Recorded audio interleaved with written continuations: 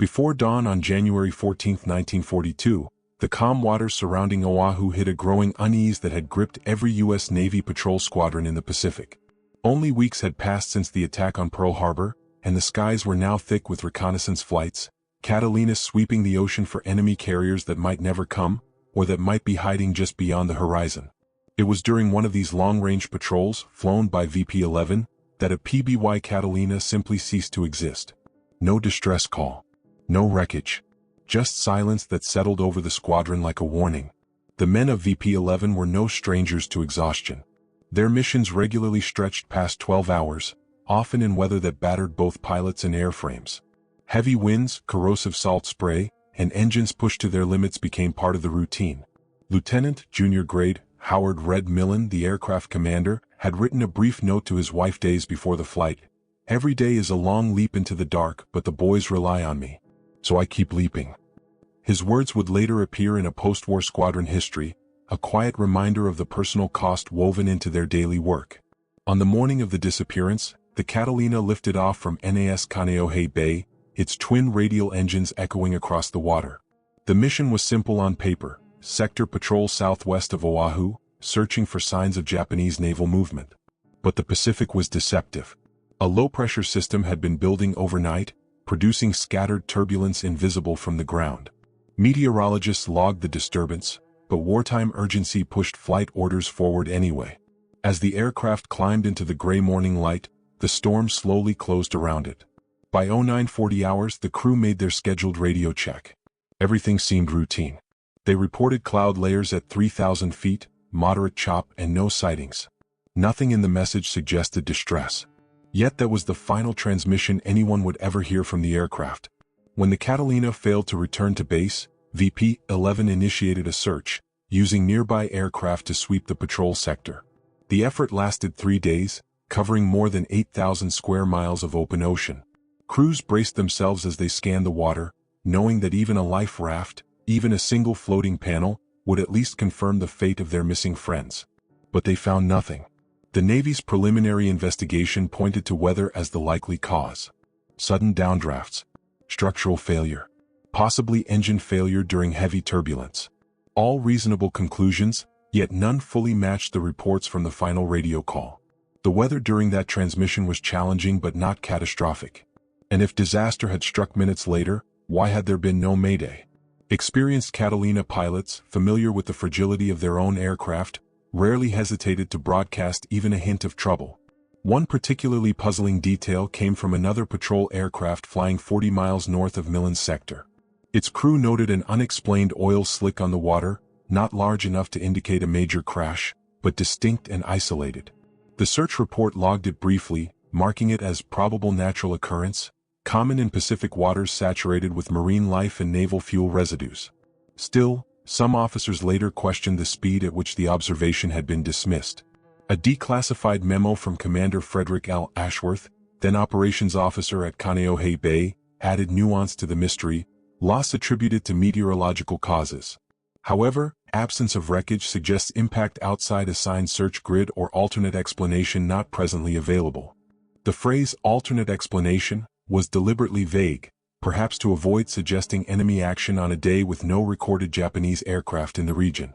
But in war, silence in the records did not always guarantee silence in reality. Modern historians looking at the case note that the Catalina's long-range patrol routes were unusually exposed. Japanese submarines operating farther east than expected had been detected weeks earlier. While they were rarely able to successfully engage aircraft, the possibility of an encounter cannot be fully dismissed.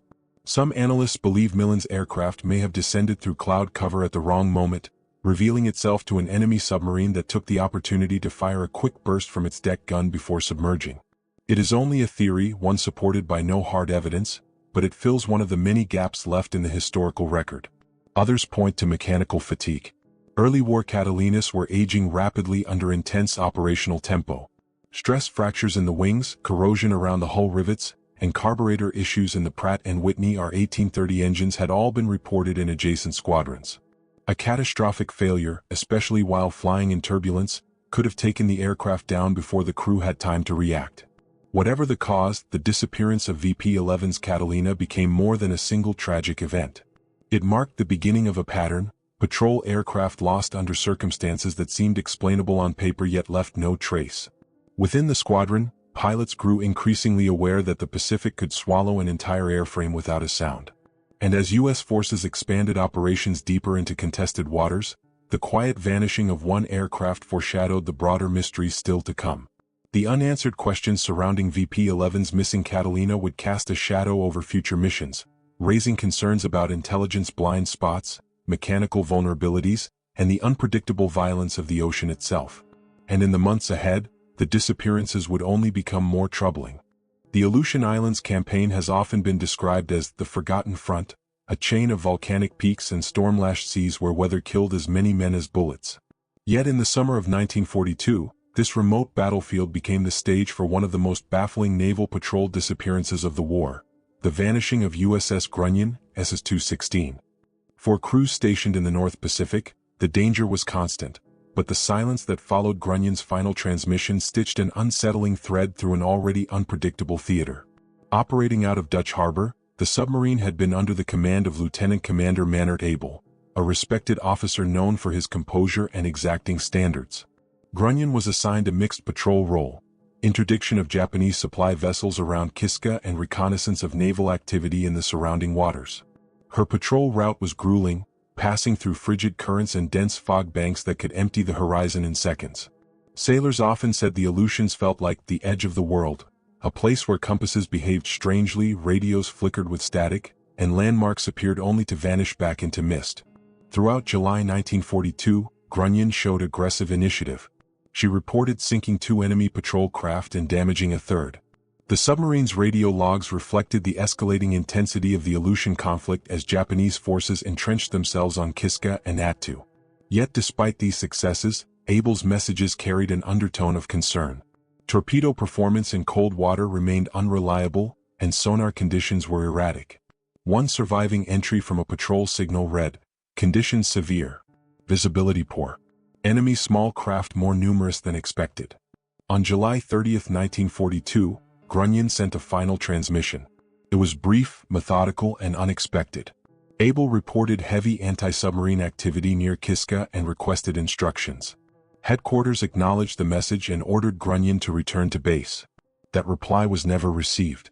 Grunion disappeared somewhere along her homeward track, presumably only hours after sending the transmission. When she failed to arrive, the Navy initiated a cautious inquiry. At first, her loss was attributed to possible minefields, which the Japanese had deployed around Kiska's harbor approaches.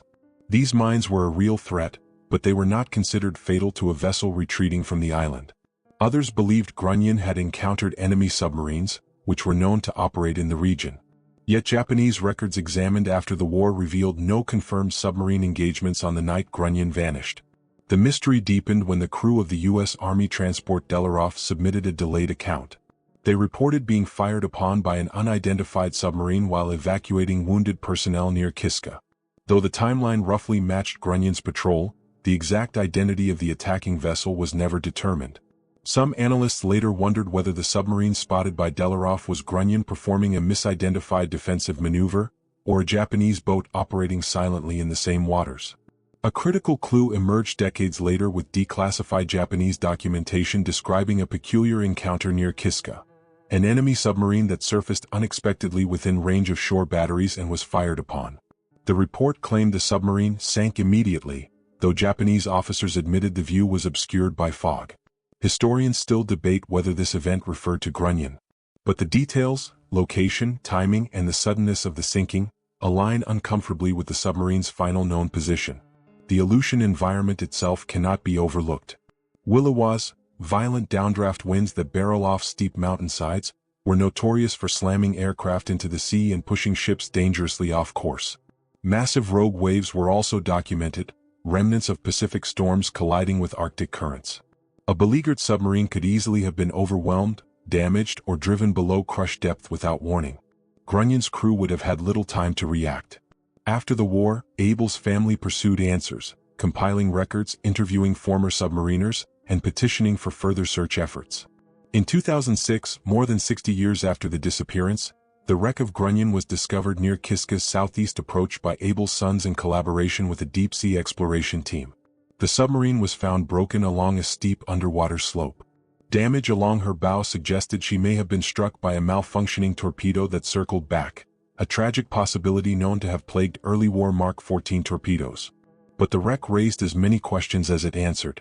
The pattern of hull damage hinted at multiple impacts, not just one. Some sections looked crushed inward, consistent with explosive shock from depth charges or coastal artillery. Others showed signs of structural buckling that could be attributed to violent underwater currents. None of these clues offered a complete narrative, and experts remained divided about the exact sequence of events that ended Grunyon's patrol. The submarine's final story, which might blend mechanical failure, hostile fire, and the brutal Aleutian environment, remains partially obscured, like the fog banks that once swallowed every ship and shoreline. And the disappearance of Grunion foreshadowed a pattern of mysterious losses that stretched beyond submarines, reaching into the skies where Navy patrol aircraft soon faced the same deadly combination of weather, war, and unanswered questions. By the spring of 1943, the U.S. Navy's patrol squadrons along Alaska's Gulf Coast had settled into a rhythm defined not by predictability, but by endurance. The brutal weather, the long hours over featureless seas, and the ever-present threat of enemy submarines created an environment where routine missions could spiral into emergencies without warning. For the men of Patrol Squadron 43 VP-43, this reality became tragically clear when one of their PBY Catalinas vanished during what should have been a standard anti-submarine sweep. The event left behind only a thin ribbon of oil on the water and a list of questions that investigators struggled to answer. VP-43 operated out of Naval Air Station Cold Bay, a bleak outpost on the edge of the Alaska Peninsula. The squadron had been assigned to the forward line of anti-submarine defense in the Gulf of Alaska, an area increasingly active with Japanese I-class submarines attempting to supply isolated forces in the Aleutians. The Catalina was perfectly suited for this role.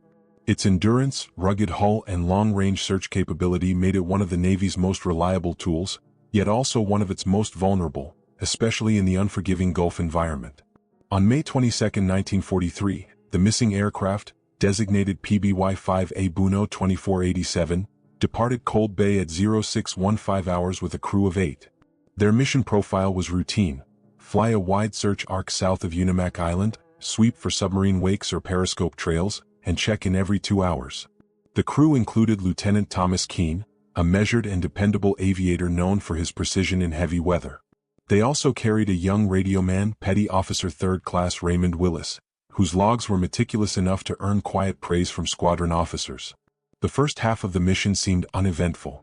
At 0830 and again at 10:30, Willis reported calm seas, intermittent cloud layers, and visibility degraded but serviceable.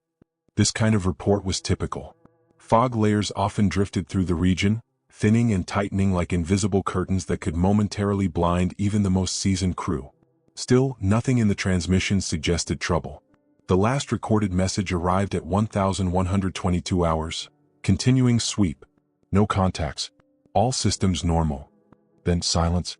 When the Catalina missed its scheduled 13:30 check-in, VP-43 dispatchers attempted repeated contact. No response. A search was launched within an hour, deploying multiple aircraft along the original patrol route. After 4 hours of combing the sea, a PBY from the same squadron spotted an oil slick roughly 30 miles west of the Catalina's last known position. The slick was narrow, dispersed, and strangely localized. A crewman described it as too small for a full crash but too defined to ignore. No wreckage was found. No bodies.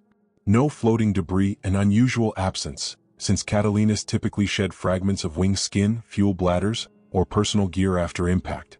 The only trace was the sheen drifting quietly across the cold water. The initial Navy investigation proposed several causes. Mechanical failure was always a strong candidate. Early in the Aleutian campaign, PBY-5A variants had suffered engine problems related to carburetor icing, a dangerous condition where supercooled droplets froze within the carburetor throat, choking off airflow. Under certain circumstances, both engines could lose power within minutes. Keene's aircraft had flown through moist, near-freezing air. Conditions for icing were present. Yet this explanation did not satisfy everyone. If the engines failed, why had no distress call been transmitted? Catalina crews were trained to signal even partial power loss. Some pilots later noted that catastrophic failure from unnoticed structural fatigue, especially around the wing roots, could tear the aircraft apart, leaving the crew no chance to send a message. The possibility of enemy activity also lingered. Japanese submarine I-35 had been reported north of the Gulf weeks earlier, and new intelligence suggested additional Japanese supply submarines might have transited the area in May. A submarine could theoretically strike a low-flying aircraft with its deck gun or anti-aircraft mount. But no Japanese records, even after the war, mentioned firing on a Catalina that day. Weather, as always, remained a leading suspect. The Gulf of Alaska was notorious for sudden downdraft bursts, microbursts, and violent turbulence along temperature boundaries. Even a seasoned pilot like Keane could have been caught in a downdraft strong enough to drive the aircraft into the sea before he could react. The localized oil slick could support a high-speed impact scenario, where the aircraft shattered and sank rapidly, leaving little floating debris. But there were inconsistencies. The slick was too small for a full fuel tank rupture. It also contained lighter oils rather than aviation gasoline, a fact that decades later fascinated researchers reviewing the case. Some theorized that the slick might have come from a damaged engine rather than a full crash site. If true, this might indicate the Catalina had ditched elsewhere, with the crew possibly surviving for a short time. Yet no rafts or signaling gear were ever recovered. Modern aviation historians sometimes revisit this disappearance when discussing clean sinkers, aircraft that hit water at steep angles and descend in one piece, leaving minimal surface debris. Cold, dense water and deep trenches south of Unimak would have swallowed such a wreck instantly. Still, the lack of a final transmission remains the most perplexing part of the narrative. For a well-trained crew, complete radio silence in the face of catastrophe suggests something instantaneous, an explosion, a sudden breakup, or an uncontrolled descent in which the radio operator was pinned or incapacitated before he could react. The death of Keane's crew marked a turning point in VP-43's morale. Diaries from squadron members referenced a growing sense of vulnerability. One wrote, "The sky feels hollow. We fly over a grave no one can mark." And as 1943 progressed, more patrol squadrons across the Pacific began reporting similarly ambiguous losses, aircraft that departed on calm mornings and never returned, leaving nothing but questions on the war maps pinned to operations room walls. By late 1943, the U.S. Navy's relentless push through the Solomon Islands had turned the region into a labyrinth of nighttime reconnaissance flights, coastal patrols, and bombing runs, operations that depended heavily on the endurance and reliability of the PBM Mariner. These twin-engine seaplanes, flown by Patrol Squadron 23 VP-23, were the Navy's workhorses in the South Pacific. But on the night of November 9, 1943, one of these mariners lifted off from Tulagi on a routine recon flight and disappeared without leaving even a fragment of wreckage. The case would become one of the conflict's most troubling aviation mysteries, unfolding in a theater where enemy fire, weather, and mechanical failure were all equally deadly possibilities. The crew of the missing PBM, designated PBM 3D Buno 45442, was led by Lieutenant Commander William Hartley, a calm, methodical officer with months of combat flying behind him.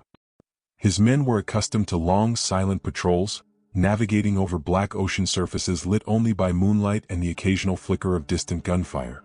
The mission that night was straightforward: a low-altitude reconnaissance sweep along the northern coast of Bougainville to confirm reports of Japanese barge movements.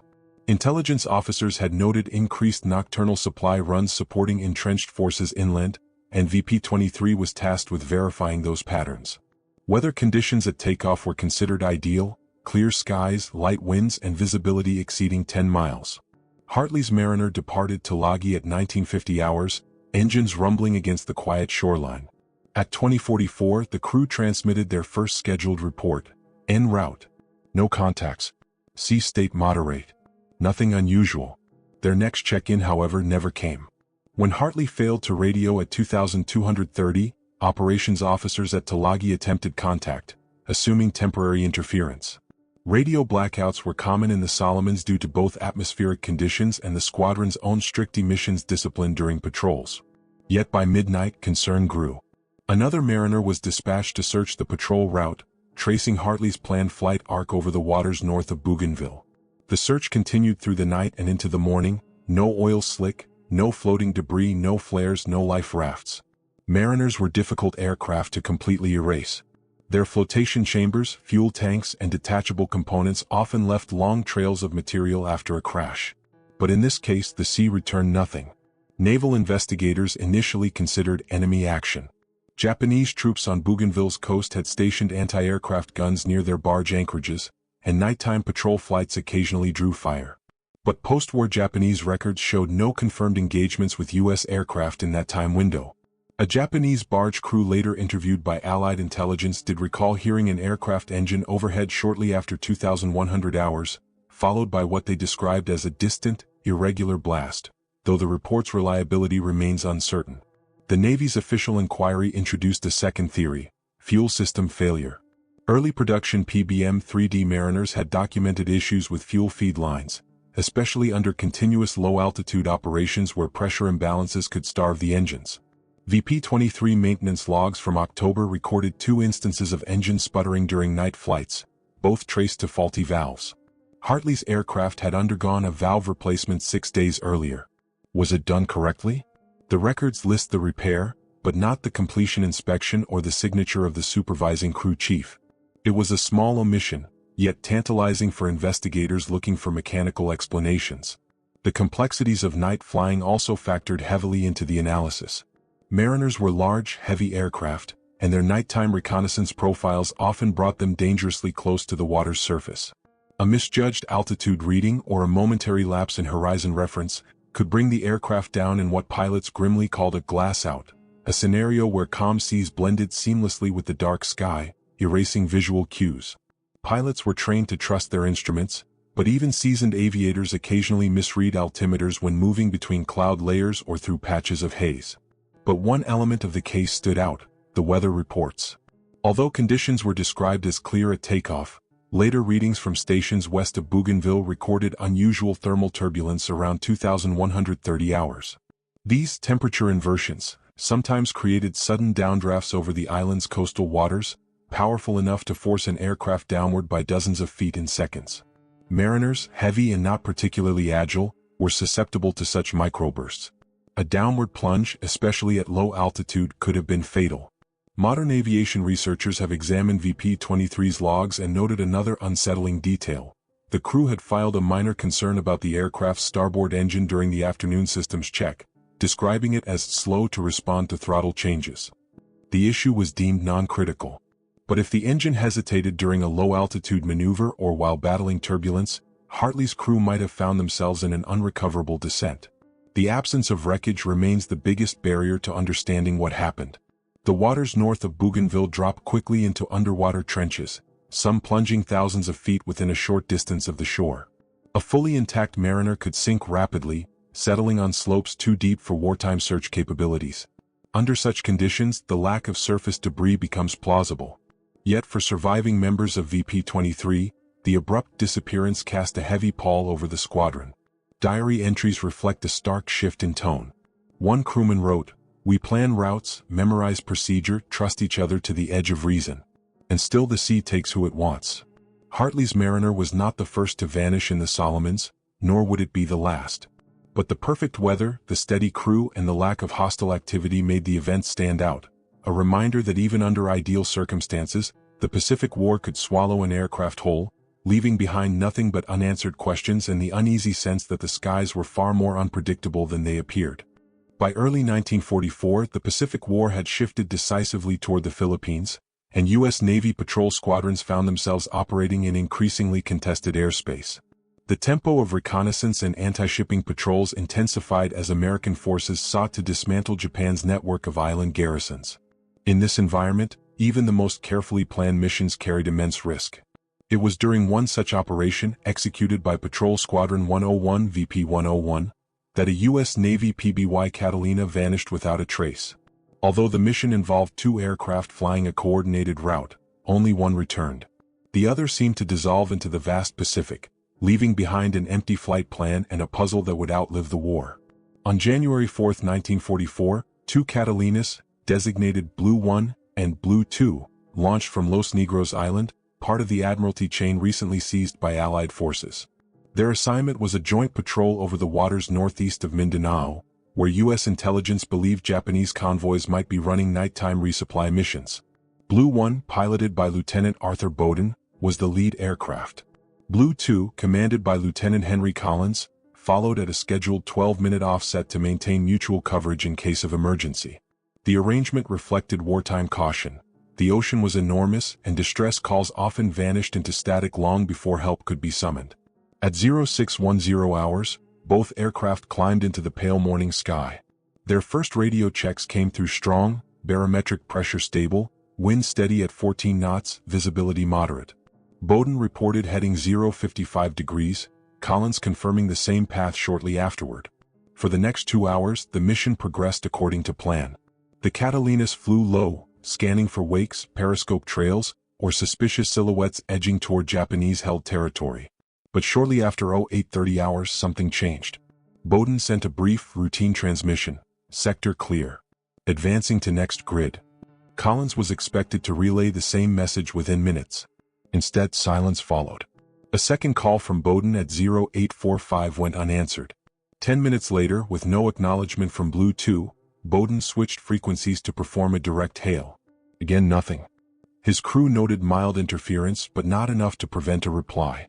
The two aircraft were still operating relatively close to one another. Bowden banked slightly south, adjusting his patrol line to overlap Collins's sector. He scanned intensely for anything, distress, smoke, oil, a shadow on the waves, but the sea remained eerily calm. At 0920, he sent a coded alert to base, Blue 2 not in contact. Investigating. The search that followed remained inconclusive. No flashes, no wreckage, no life rafts. Bowden circled the region until his fuel reserves forced a return to Los Negros.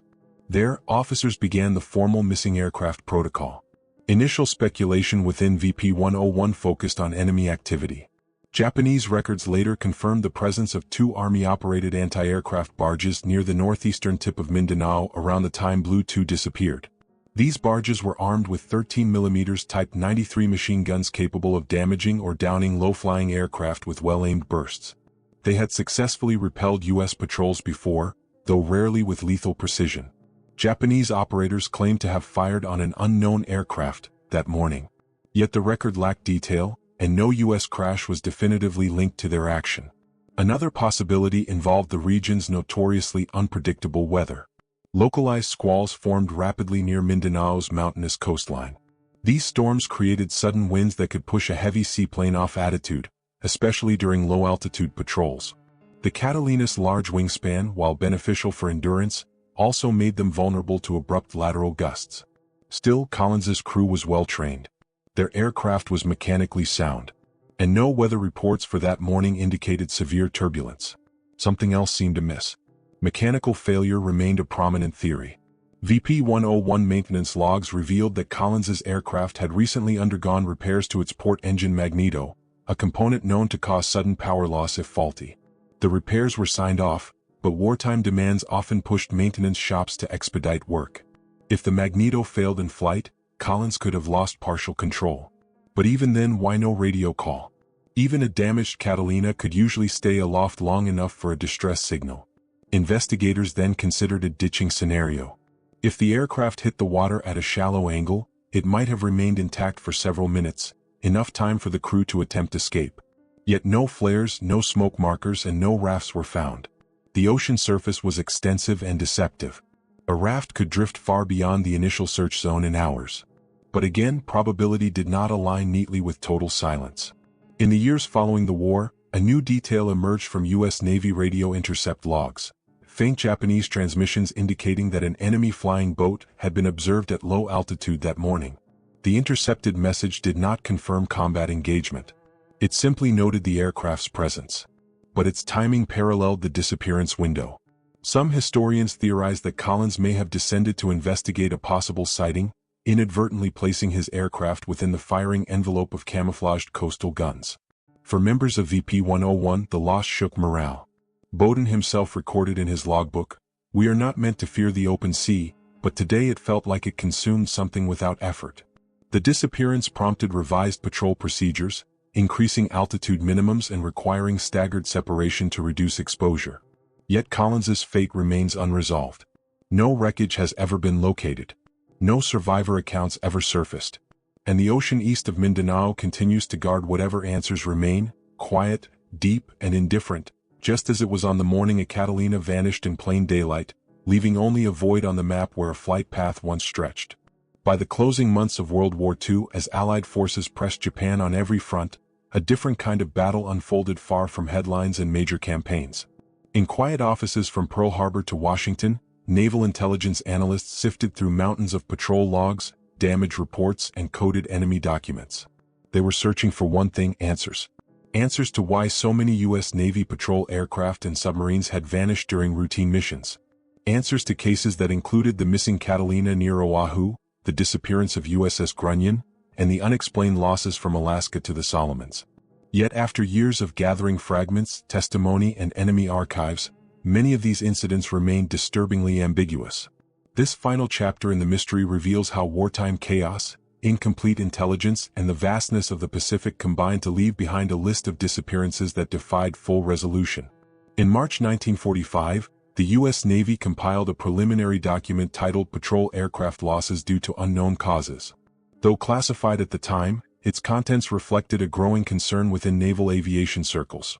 Certain losses simply did not fit into standard categories of weather, mechanical failure, or combat. Among the analysts was Lieutenant Commander Harold Wainwright, a decorated mathematician turned intelligence officer. His approach was analytical and meticulous, yet even he admitted to colleagues that the data surrounding missing patrols often had gaps wide enough to hide entire squadrons. The investigation began by revisiting radio transcripts and final mission reports. Many of the vanished patrols had last transmitted messages indicating calm conditions or routine operations. Others sent no distress call at all, suggesting catastrophic failure or sudden loss of control. Analysts comparing transmission logs found a striking pattern. About one-third of the disappearances involved aircraft operating at low altitude near coastlines or in regions with significant thermal turbulence. But this correlation did not explain every case. Wainwright's team then examined equipment records.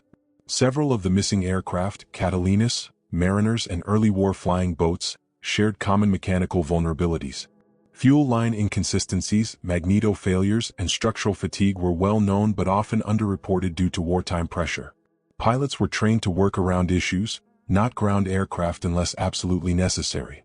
In a declassified maintenance summary from 1945, one officer wrote, "It is acceptable for parts to be functioning, even if they are not functioning well." Such wartime pragmatism, while understandable, left lingering uncertainty regarding the true cause of several mid-flight disappearances. Meanwhile, Allied intelligence continued to review captured Japanese documents. Some records revealed previously unknown submarine patrols operating farther east than expected. Others confirmed sporadic anti-aircraft fire at unidentified aircraft. But many Japanese logs were incomplete, lost, or deliberately burned during retreats. The intelligence yields were inconsistent, often stopping short of confirming whether enemy forces had directly engaged specific patrol aircraft. One particularly intriguing discovery came from a set of Japanese naval reports referencing enemy flying boats sighted at low altitude near several of the disappearance locations. The reports rarely included follow-up data. No confirmed shootdowns. No wreckage reported. Just sightings. Analysts debated whether these entries could reflect surprise encounters where patrol aircraft were momentarily vulnerable to gunfire, or whether they were simple observations lacking any hostile engagement. As spring gave way to summer 1945, the intelligence effort deepened. Naval Operations requested a comprehensive post-war report to consolidate everything known about vanished patrols. The resulting document, Naval Aviation Evaluation No. 247, outlined 5 major contributing factors: sudden weather phenomena, mechanical failure, structural fatigue, combat, and navigational error. But a 6th category was added almost reluctantly: cause undetermined. The phrasing was deliberate.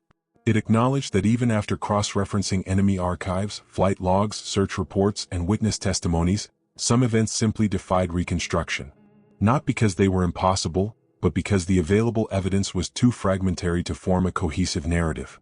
The Pacific, vast, deep, and unforgiving, often swallowed its secrets without leaving a trace.